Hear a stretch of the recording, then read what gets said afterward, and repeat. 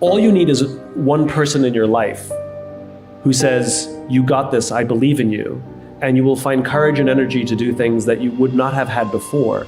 But more importantly, that person needs to also say, "And if everything goes wrong, I will be there for you, and I will be there with you, and I will be in the mud with you," and has the ability to say, "Something's wrong, I'm worried about you." And I think burnout happens when you're attempting to do all of the things you see other people do and not realize that they have deep, meaningful relationships that you can't see. And you think, falsely, that you have to do it alone. And that's when burnout happens, because you don't, as an individual, have the energy. But in community and in relationship and in friendship, it's remarkable, including knowing when to just take a little break to recharge.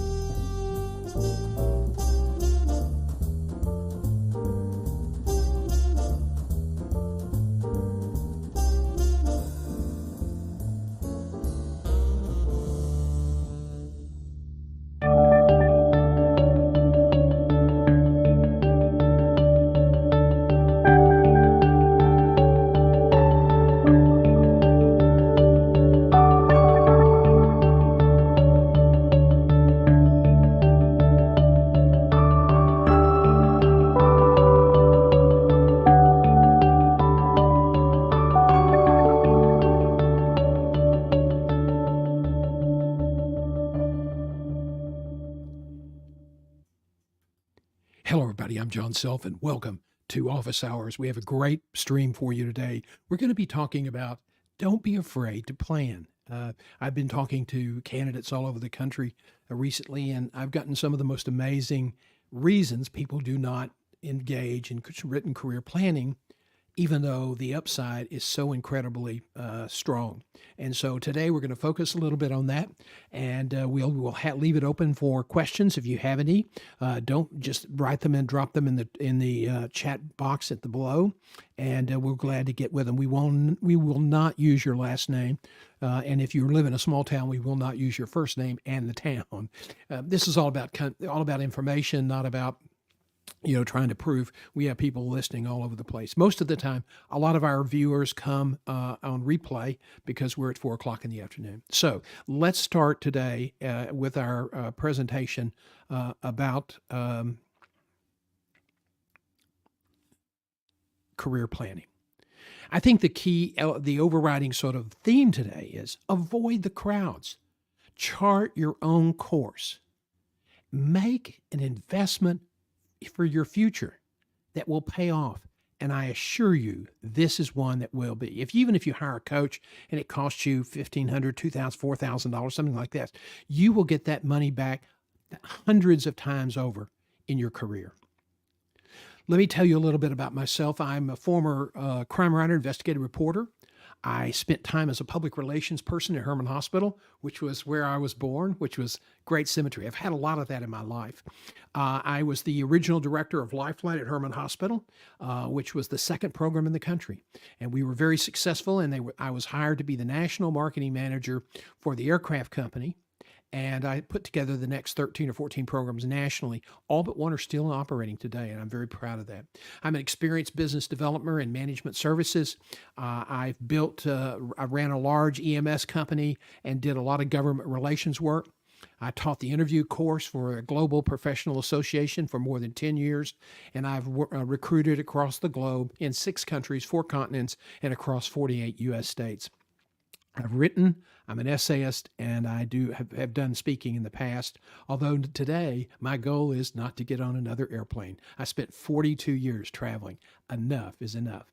So you've heard a lot. Let's get started and talk about something everybody's talking about, and that is the impact of AI on jobs. Now, McKinsey put out several years ago this incredible study that said that about 1 trillion jobs globally would be impacted. And a lot of people said, gosh, 1 trillion jobs are going to be done away with. Well, a lot of jobs are going to be lost, but other jobs will be impacted. They won't be the same job that they've always been.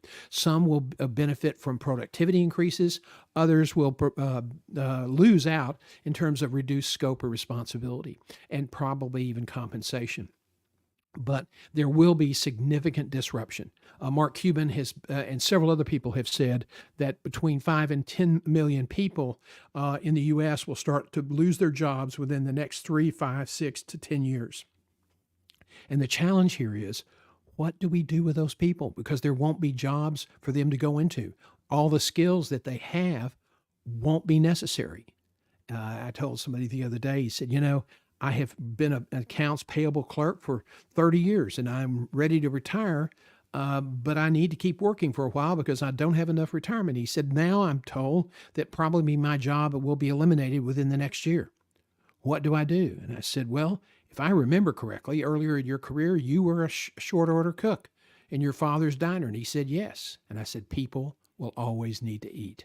So there are going to be opportunities for people who get there first, who plan for the eventuality of losing their job or having their job change or having to relocate or layoffs. The people who plan and who get there first will be the people who are the winners. So let's look at today's agenda. First of all, when you're talking about planning for your future, what excites you? This is all about your vision. Now, passion is great. Okay, you hear that all the time. Follow your passion. Well, I think that's a large load of El Toro, you know what. Passion is important. Passion is the fuel that drives you. But you got to have the skills to get the job done. So you can be passionate about medicine, but if you don't have the skills and the time frame is not right for you to go to medical school, then, let's be honest, that's not going to happen. So you have to have the skills to follow the passion. And the other interesting thing, and we're going to talk about this more in detail in a few minutes, is that if you have passion for something, are you good at it?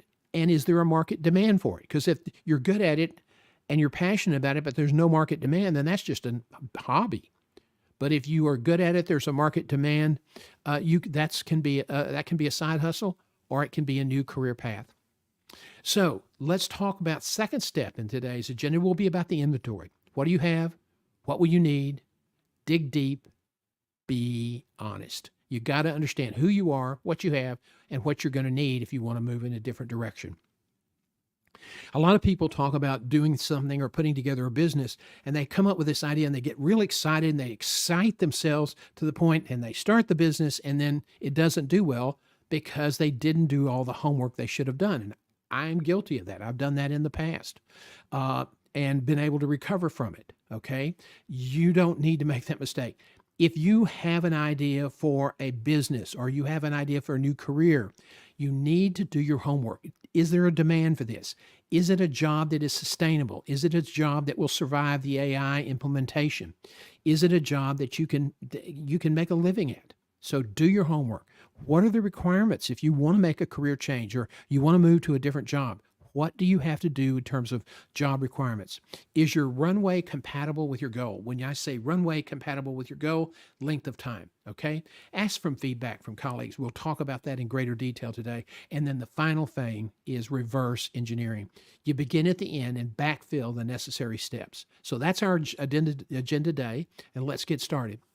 First of all, before we go another inch, let's clear up the air. Whether you're changing careers, changing roles, or just changing jobs, this issue is where all your hopes and dreams rest. If you want to go where you are comfortable, you're probably not going to achieve the ultimate success that you would like to have, okay? So you have to be willing to leave your comfort zone behind, and that's hard for a lot of people. I understand. I'm blessed with, I don't like the fact that radio has changed, the newspapers have changed, because those were things I loved doing early in my career. I did radio news, and I was a crime writer and investigator for the Houston Post. But none of those businesses today are like they were when I was growing up. Journalism, newspapers, radio, TV, it's all different. I'm not saying it's worse, but I'm not necessarily saying it's better. It's just different. Now, people say, I want to do this, I want to do that. I have people that talk to me all the time about, I want to go overseas, I want to change, I want to start my own company. And they talk, talk, talk, talk, talk, talk, talk, talk, talk, talk, talk, talk, and then they talk some more. Okay, talking is not going to move the ball 1 inch. You do need to talk to people doing your research. You do need to talk to people in terms of sharing your ideas to get their feedback. But if you're just talking about talking or talking about planning or talking about building a company or talking about changing jobs and you don't ever take the action, then all it is talk. And people don't want to hear that. They might give you a little bit of slack, but not for long. Okay. So be very, very aware. If you're going to make a big change in your life, it requires action. It can be uncomfortable. It can be painful. It can roil up your family because people don't like change. Some spouses are just absolutely go crazy if you have to relocate because of your job. Well, life is life, and you need to understand that some of these steps that you can take are hard, but they could lead to major, major reward. So let's stop talking and get busy. It's incredibly competitive. We've had over the last 3 or 4 years, and it began really back in 2010, 2012, when they started, getting fewer people to do more jobs, elasticity. Now we've had, after the pandemic, a lot of jobs were not brought back on because companies realized, hey, we don't need all those extra executives. We don't need all those extra managers. Well, guess what? That's going to become more acute as AI has more of an impact on those hourly jobs, and it begins to move up the chain of command. They talk about tax cuts will pay for themselves, which is a big myth, but that's called trickle down. Well, this is going to be rush up, okay? People who are going to lose their job first that will have an impact on supervisors, managers, and then executives, because with fewer people, you need fewer leaders. And so when you have fewer leaders, you're going to have fewer jobs, and there's going to be more really intense competition for every management job. And we see that already today. It's not uncommon when people apply for jobs online that they're sometimes number 150 or 426 or 200. There are hundreds of people applying for jobs. Now, not all of those people are qualified, but they're still there. They're still clogging up the pipeline. Okay. And now you have people using, job seekers using AI to try to overwhelm the employer's AI. So we have dueling AI, and the pipeline gets choked up, and a lot of people just get dropped out into the black hole of the universe, and nobody knows if they ever got their resume. And again, if you know the statistics, 7 out of every 10 resumes, and this is a pretty conservative number, 7 out of 10 resumes submitted for a job are never seen by a human being. They're seen by a recruiter or computer. Those terms will be synonymous and more in the future.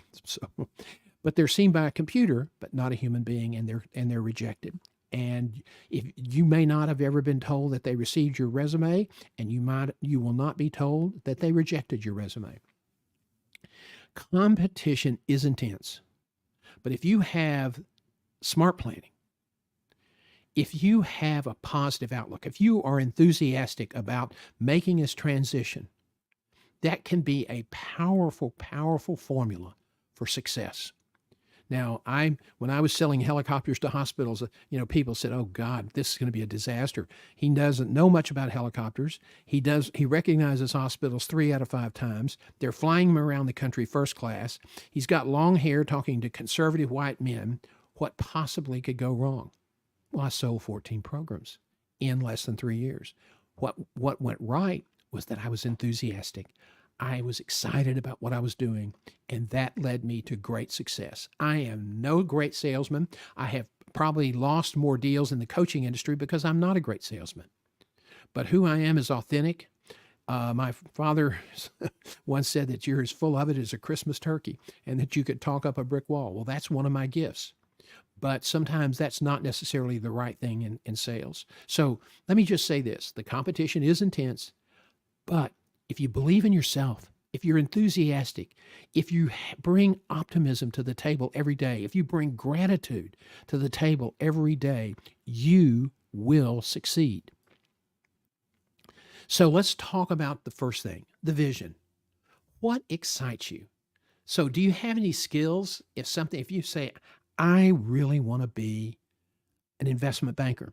Well, if you don't have a college degree in finance, the chances of that happening are very little unless you win a $1 billion lottery and can be in private equity. Do you have the necessary skills? Can you do this work? Do you have the aptitude for the work? Do you enjoy the work? Those are things that you need to be asking yourself as you go through the process of trying to figure out what your vision is going to be. What excites you? That's first and foremost. Now, to keep in mind, remember what I said about passion. Passion's great, but your passion is not going to get you the job you want because you've got to go with the skills. Those are the underlying foundational issues. Can you make any money at what you enjoy, what excites you? Again, as I said a minute ago, if you are good at something, but nobody will pay you for it, then it's just a hobby. So what you really have to have is you have to have demand, you have to have passion or the excitement for what you're doing, and you have to be good at it, or you have to be able to acquire the skills that it takes to do that job pretty quickly. Okay? Now, is there a realistic path forward for you? If you're a 40-year-old person, becoming a medical doctor is probably not in the cards, simply because medical schools tend to take younger people and they discriminate against older people. Now, are there exceptions? Yes, but as a general rule, older people after they're probably 35 stand low chance of getting into medical school. So that's just an example to say, is there a realistic path forward for you? Okay. Do you want to be an astronaut? No, probably there's no realistic path forward for you. Do you want to run your own business because you have expertise in the area of public health, or you have expertise in the area of EMS or helicopter ambulance programs or marketing, any of those disciplines? There are a wide variety of things that people have expertise in, and that people will pay them for that because it's valuable. So that's something you have to consider. Do you have the expertise, and will people be willing to give you a fair market payment for that expertise? Is there a realistic path forward for you in terms of family, geography, and financially? Can you even afford to do this? I mean, some people, they're excited, they've got an opportunity, but the family goes crazy because they don't want to move. Well, that's something that, you should have addressed on the front end of everything, and most people don't. So it's one of those tough things. And as a recruiter, I saw it again and again and again. Okay? So you want to avoid seeing what you want to hear or see. Don't talk yourself into something. That's not your job. Listen to what other people are telling you about your skill set or about your idea, and see what they think about it. Okay? I've had a lot of people tell me that my ideas were great, and that's just because they were trying to be nice, or they liked them for the wrong reason. So you've got to avoid hearing and seeing what you want to hear or what you want to see. Now, the second thing you need to do is take stock of yourself. Do your inventory. Whether you reaffirm a current job that you have, or with a formal plan to move up and to reach your full potential in that current job vertical, or do you want to plot to move into a different role, or maybe even to a different industry? You have to understand your strengths, and you have to understand your weaknesses for each option. This is really critical. You can't just blow ahead and say, oh, I want to do this or that, if you really don't have the skill set or the knowledge to do it. So you have to take stock. You have to be honest with yourself. I would encourage you to do a value brand statement, and that is to take 4 or 5 or 10 or 15 things that you think you're really good at, and then be very honest with yourself, very, very honest with yourself, and go down and list all of the accomplishments you have for each one of those strengths that you think you have. And that will give you a pretty good picture of where you can do. Some of those skills, some of those accomplishments will be transferable to other industries or other types of jobs. And that takes an imagination to be able to tell your story. If you're going to make a career change, that can be tough. And you have to learn how to communicate your value and show people in a different industry or in a different company how your strengths, how your accomplishments, how your knowledge, how your track record can benefit them. It's all about telling the story. And this is something you've got to take stock. It's got to be, taking inventory of yourself. You got to be honest, and you have to be accountable to yourself. Don't make the mistake of just saying, oh, great, I can do this or that, and it'll all work out because I'm nice and smart and I've always been successful. Well, taking that sort of laissez-faire approach to, changing careers or changing jobs or building a company, and this is the one time you won't be successful. You have to really dig into the detail before you move forward. Okay, now we get to the research, okay? Do your homework. Rule number 1. Know the rules, subject matter, and customs. So let's just take, for example, you would like to work overseas, but you don't have any idea what the immigration requirements are for a certain country, or you don't have any idea of, whether you can qualify for a work visa or not. You have to know that stuff before you get out and go to market. Wanting to work in the Middle East or in Singapore or in Hong Kong or someplace else, I wouldn't go to Hong Kong, but you get the point. You have to understand those markets, what the rules are. Do you have a pathway into that country? Can you legitimately get a work visa if you get a job? And that's something that you really have to do your homework on. So you have to know the rules about immigrations. You also need to know the subject matter about what you want to present. You can't go in there and tell somebody, a sheik in the United Arab Emirates is, oh, I want to be a consultant or I want to be this, unless you can show the value specifically and the experience of why they should hire you, why they should engage you. Okay, let's talk about rule number 2. Verify and re-verify your critical assumptions. Okay, this is something those people need. Is it really? Why do you know that? Who told you that? What's the data that suggests that that's true? If you're about ready to jump across the Atlantic and tie up a lot of money and spend a year or 2 or 3 of your life trying to build a business, you've got to be sure that you have a reasonable chance to succeed. Verify, re-verify your critical assumptions. Now, rule number 3. Realign your career network with your goals and the process that you're engaging in. As I've said in the past, Networking 3.0 is all about aligning your contacts, the contacts you make, the connections you make, the relationships you build with the goals you want to achieve with your career.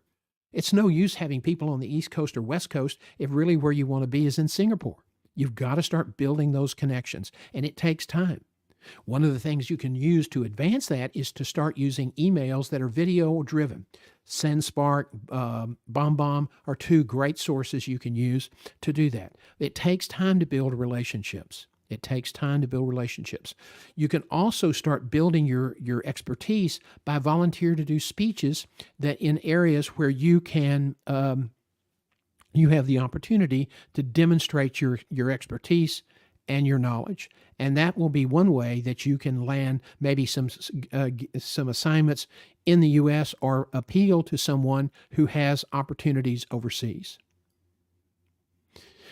Now, let's talk about, I guess, one of the most important elements of career planning. And I always tell people we're going to begin at the end. It's reverse engineer your career. And here's what that means. And people, I've had them do this in the past, and they get really upset. And they get really upset. They don't want to do it because this sounds kind of creepy, cringy. No. I say, I want you to write your eulogy. Tell me, what were you doing when you retired? Is it what you wanted? Did you achieve the goal that you really wanted to achieve? Did you have the relationships with people that you really, really wanted? Did you build a great business and a great financial security, but at the expense of your family? Okay. You need to think about all these things, go backward, all of those things. What did you want to achieve? Did you achieve them? Now you go to a second step phase and you say, okay, when I pass or when I retire, this is what I want to be doing in my life. I want to be the CEO of a site manufacturing company in the Fortune 500. Okay. That could take 4 or 5 moves to get the necessary experience and credibility in a variety of different settings to get to that point. If you're 60 years old, the chances of getting there are probably not as good unless you were maybe, say, 35 or 40. So again, you got to take stock and you got to be honest with yourself. Do you have the runway to achieve your goal?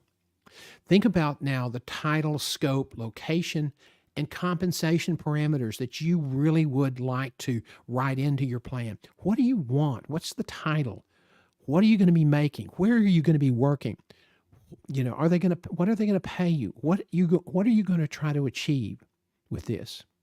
Some people even also talk about some of the toys and perks they would like to achieve.